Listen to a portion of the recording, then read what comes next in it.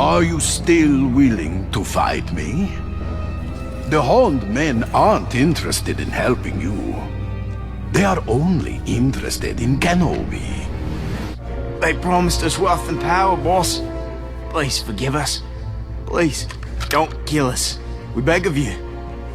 Kill you? I would not kill you. Everyone, the Horned Men's ship is filled with valuable goods. As your restored leader, I say we celebrate our reunification. To the landing pad!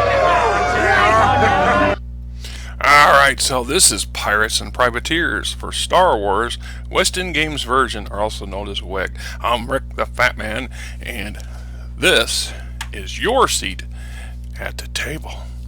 You know, one of the iconic parts of Star Wars is the wide range of career tracks that's available to you if you wish. And in most science fiction, especially in larger space opera type scenarios where there's huge possibilities, there's always going to be some who turn to piracy or privateers. Now, if you know anything about the history, there is several distinct fine line differences between a pirate and a privateer, but you know, that's not what this video is about. This is the source book, Pirates and Privateers, as I said, for everything you need to know or would want to know to either introduce pirates and or privateers to your game campaign, or to play as a pirate or a privateer in the Star Wars universe.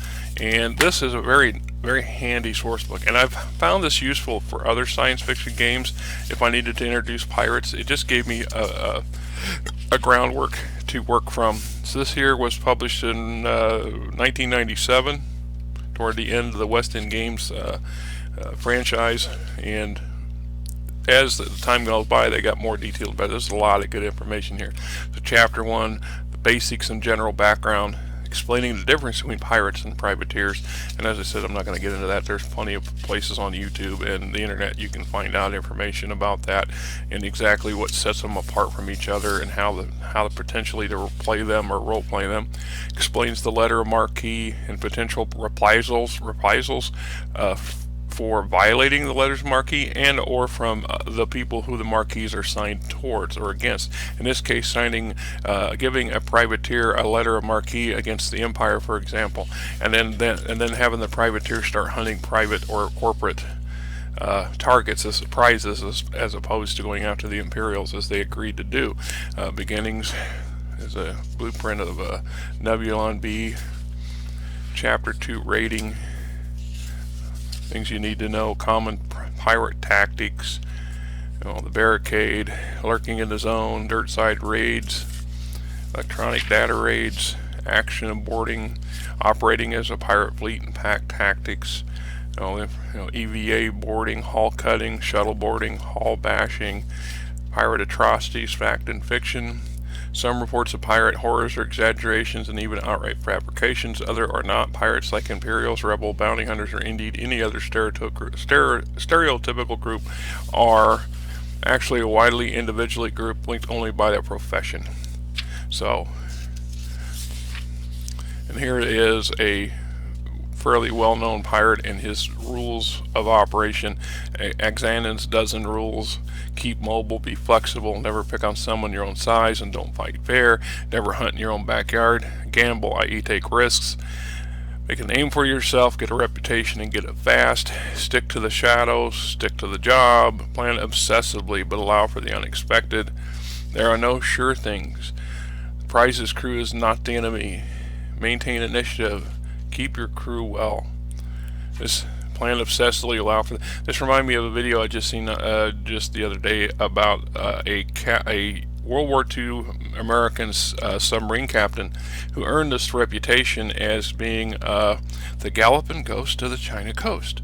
And he and his crew set a number of precedents. One was they went on the offensive. They're the only known submarine to sink a train. Look it up on YouTube. It's a pretty amazing story. He believed in using his submarine. Instead of lurking around waiting for a target to come to him, he went after targets. And he was obsessively meticulous about the planning of this captain. And he did so it's such a good job and such a thorough job that none of his crews suffered anything more than a few minor injuries. No serious injuries, no death. They racked up an incredible amount of successes and some pretty daring raids. They're known for entering a certain Japanese bay that was very heavily in the homeland, that was very heavily patrolled, and sinking some 30-odd ships in the harbor and then getting away. He also was known to have been the only, or one of the only few American submarine captains to have a fifth tour. They were allowed to have up to four if they were successful at combat sorties or tours or whatever, and then they would be, quote, either retired or sent to train people or whatever, So it's an interesting concept or story. It's worth looking into. Chapter 3, The Raider's Life, explaining what it's like to be and live pirates, different types, thugs, the desperate professionals, the thrill seekers, officers, ship's crew, the daily grind, the rewards of piracy, prizes, booties, reputation, the share out, freedom. It says here, freedom. Life aboard a raider is hard and risky, but in some ways easier than normal military or commercial ships. Food is fresher, life support systems are more comfortable, paid generally better, medical care superior. Pirate ships typically have better living conditions than corporate or military ships. Piracy is communal enterprise, and all hands share both wealth and privation. Commercial vessels are deeply concerned with overhead. Military vessels are typically rigidly disciplined. Pirate ships are in many ways more relaxed, and wealth is distributed quite equitably. Then we got duels among pirates, pirate's honor, a pirate's progress. There's a list of terms and jargons. Let's get this page here. Ship's articles. Chapter 4, Plunder and Equipment, Money, some adventure hook as in hidden treasures, plunder, gemstones,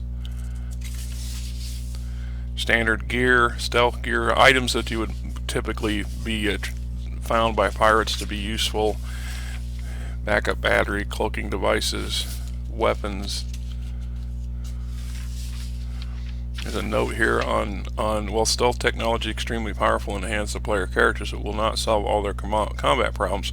Actually, stealth tech will probably create some new difficulties for the group, starting with that once they gets out that they got stealth technology such as a cloaking device. The Empire is going to come after them with a vengeance. Stunner weapons, the deck sweeper, a nice big stun, the equivalent of stun shotgun, if you will, designed to wipe out a whole group of people. Various kinds of munitions, armored EVA suits, general equipment, the spacer's chest, acquiring equipment, plasma torch boarding device, a plasma punch. Imagine that's somewhat robotic. Vehicles, swoops, ships, starfighters. Pirates are not always known to have the best equipment, and sometimes they have to make do, and these uglies, if you're familiar with Star Wars canon or what was Legends, is where they take what they can get and scrap them or slap them together and make jury-rigged ships, capital ships, prizes, freighter crews. Now this is a section I really enjoyed because it added a wide range of potential ships to my Star Wars campaign, so they weren't limited to the handful, and I didn't have to pull one out of the hat. We could make one from scratch, but it's always nice to have a nice collection of different ship styles, types, and the descriptions and stats that are handy to utilize for all kinds of reasons. So, and there's quite a few pages that goes on. I think 6-7 pages of ships. Chapter 6, The Opposition. Hang on a second here. Frankie, Daddy's going to open the window just to hear. I got Frankie, the shelter cat background, so if she starts making a bunch of racket, you'll get to meet her. Chapter 6, The Opposition. Bounty hunters, system patrols, patrol ships, territorial police, some specific types like the Trinelli Rangers, the Aerotran Police Force, CSA Security Division, known as their picket fleet, Some of the ships they use: the Empire, of course, Sector Rangers. Some of the ships that they use: Imperial Customs, Imperial Navy itself, traps, interdiction, baiting, escorts, patrol, anti-piracy operations, things to give challenges to your would-be pirates or privateers, suppressions, Navy escort and patrol ships, various possible ships and boarding shuttles. Here's a bit of Imperial justice and mercy when it comes to pirates. Imperial Piracy Code. The Imperial Legal Code defines piracy as the use of a spaceship to attack a ship for the purpose of seizing crew or cargo, and considers privateers and rebel hit and fade attacks as such. The definition was modified to include hijacking a ship or attacking a planetary colony to steal and kidnap. All these are Code 1 violations and carry punishment up to 5 to 30 years imprisonment, impounding of property, loss of certification, the citizenry, possible execution, etc., etc. So then we have Chapter 7, the Pirates Gallery. So they give you a group of NPC pirate captains and nether dwellers that you can tap into or use as examples for creating your own. There's common raider insignia. One thing about pirate ships, they tend to be very flashy or brazen, because that's part of their reputation. They want the opponents to see, oh, and go, oh crap, and give up or lay down and roll over, whatever you want to do it. Chapter 8, ports of call, raider bases. I found this one to be also useful for other campaigns that didn't involve pirates, because it just gives me another set of ready-made places for our would-be adventurers to set down and adventure in, or resupply, or relax, what have you want, whatever. Oh, alright, so I got Fort Dibben, resorts, the farms, Starfort Station. There's a nice healthy picture. Not only do they repair ships, but they can custom build you a pirate ship. Starfort Station, survival, finding the station in Vindermood, or however it's pronounced, Vermudu, in Alliance, Safe Port. It's Old Harsh, yeah. So another would-be place that's under the guise of a low-grade mining operation. Darkanown Station, Fayed, Bryn, other locations that come up in other Weston games, Star Wars game books. This is just an overview. You can go to those source books and get much more information on them. Episode 9, campaigns, running a privateer or private pirate-based campaign, and information on possible alliance targets. New Republic era privateer, Imperial privateer. So you could work for the Empire. You don't have to work for the Rebellion. So, you could work for private corporations, or raiding opposing competition ships, or regional planetary territorial people, governors or leaders who are waging private war or economic war against neighboring systems, etc.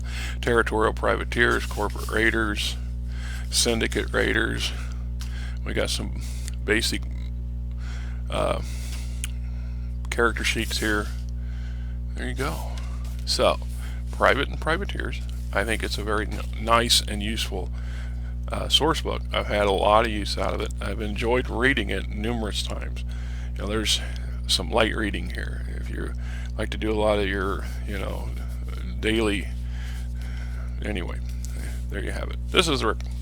Yeah, keep your blasters handy. And remember, you don't always have to be a smuggler to make it big.